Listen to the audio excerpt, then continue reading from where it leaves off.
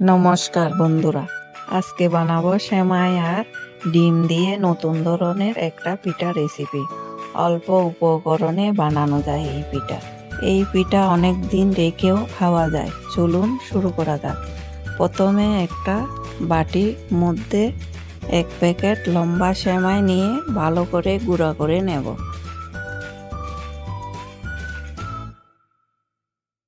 এখন চুলায় একটা ফ্রাই প্যান বসাবো। ফ্রাই প্যান গরম হয়ে আসলে 1 চামচ ঘি দিয়ে দেব। ঘিয়ের মধ্যে সেমাই দিয়ে ভেজে নেব মুচমুচে করে।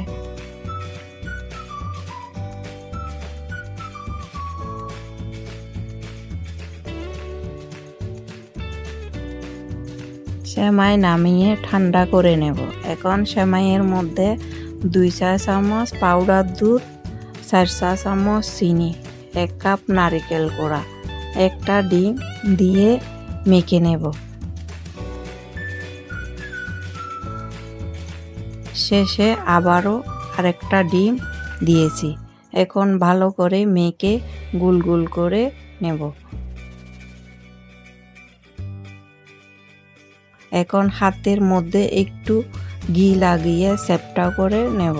এভাবে সব পিঠা বানিয়ে নেব। এখন চুলায় চলে যাব। চুলায় একটা ফ্রাই প্যান বসাবো। ফ্রাই প্যান গরম হয়ে আসলে 1 কাপ তেল দিয়ে দেব। তেল হালকা গরম হয়ে আসলে পিঠা দিয়ে দেব। এই পিটু পিট করে ভেজে নেব লাল লাল করে।